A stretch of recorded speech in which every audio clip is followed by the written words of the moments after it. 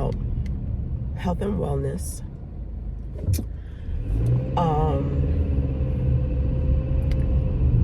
Water, hydration. Because I think so many of us suffer from dehydration. Dehydration, and we don't even know it.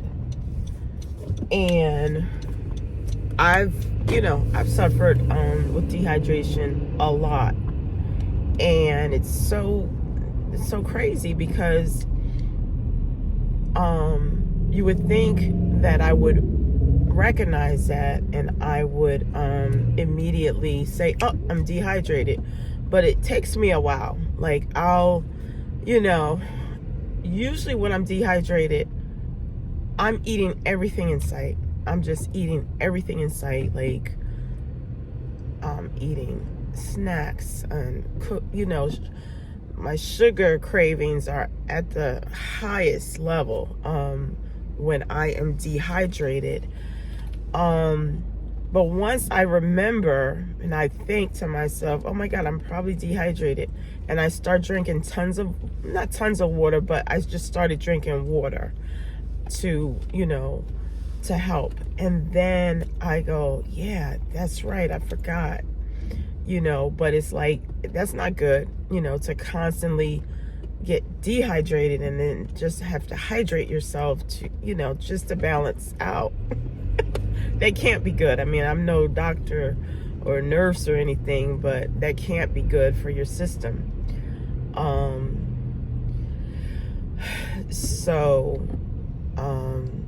But I believe that staying hydrated is, not to say the cure for a lot of disease. Eating more fruits, definitely, because so many fruits contain water. I know one fruit I love is grapes. I love me some red grapes. And when I eat, I feel they're full of water. And so many other, I know over the summer I was eating a lot of cantaloupe. I was so hydrated. And it was great. It was like cleaned out my system. It just was great. And now I realize that cantaloupe is not in season anymore. Because I got a couple, things of cantaloupe, like the already cut up cantaloupe, and bit into it. And I was like, this is not sweet. and that's the other thing about fruit. They're naturally sweet. Anyway, so go ahead. Okay, thank you. Yeah. So I just wanted to talk about being hydrated, because again, I've suffered from that for a lot. And the other thing is I've been a coffee drinker a large part of my adult life, and I have really battled with giving up coffee. I mean, it's been, I will admit, it's been a struggle giving up coffee. I'll give it up, and just when I think I done gave it up and I don't need no coffee no more, and then I'll do this thing where I'll like test myself, like, oh, I don't have an addiction to coffee anymore. So then I'll just, and I can drink decaf, Well, decaf for me, I don't know about anybody else, but decaf for me is no different than regular coffee, like in terms of what it does. And some people drink coffee because it fills them up. It, makes you go to the bathroom, and all of that. But I don't care what people say about coffee beans are so healthy for you, and because they, whatever. I don't believe that. I believe that coffee Now, of course, in moderation. If you're someone that drinks 1 coffee cup a month, you're not going to have any issues or side effects or anything like that. But if you're a person that is a daily coffee drinker, keeping, places like Starbucks and Dunkin' Donuts in business, I believe coffee can be acidic to your system. So when you have that coffee in your system, you are, I don't know, it's, for me, I feel like it triggers, like coffee, especially this time of year in the fall, coffee goes so well with things like pastries and bagels and muffins and like all of those things to me go together with coffee. So when you're eating those things and you're drinking coffee, it's just like a marriage. And coffee dehydrates you. Oh no, was there a detour? No, okay, maybe not. Coffee dehydrates you. So this goes back to this is part of the whole water conversation.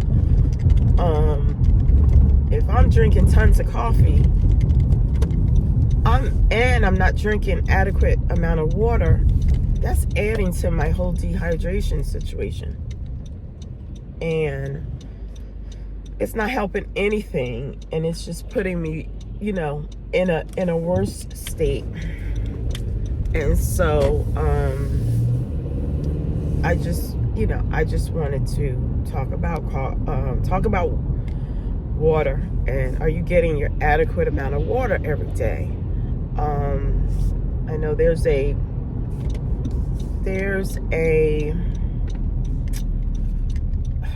and I'll put it up on the screen if I can, but there's a certain amount of water you should drink every day based on your weight. And if you're not getting that, you could be dehydrated. And I know I'm not getting anywhere near that. There was a woman, I think on YouTube, who had a challenge to drink a gallon of water a day. Now that sounded real good to me. I was like, oh, I could do that, easy. So I went out and I bought a big, was it a gallon? I feel like it's bigger than a gallon. But I have a big water jug at my desk, a gallon jug at my desk at work. And so the goal was every day I'm going to fill it up. We have filtered water at work, so that's great. Fill it up with water and then drink it every day. Well, can I tell you? Sometimes I don't even get that jug down the whole week. I don't even finish the whole week comes and goes, and the jug is not completely empty. So that didn't work. I think what I'm going to do now is I'm going to put a reminder on my phone every couple of hours. Drink water. Like, I want to drink at least 2 bottles of water every morning before I leave the house. This morning, I think I drank a bottle and a half. So, okay, that's okay. But I feel so much better when I drink water. And then once you start drinking a lot of water, your body craves it. And it's like your cells crave it. They're like, where's that water? So, I don't know. I'm just here to encourage you, encourage myself. Drink your water. Drink your water. It will keep you from being dehydrated, and it will keep, I feel like it keeps your body balanced so that you don't go into this, feeling like you got to eat everything, because you're eating everything to substitute from the lack of water that you have in your system. Okay. These cars are like crazy this morning. Yeah, so just drink your water. And if you're like me and you just keep forgetting, every time you become dehydrated, set reminders on your phone. Drink my water today, or drink, every couple of hours, have it pop up. Did you drink your water? Did you drink your water? Did you go for a walk? That's a whole nother video about, exercise, walking. But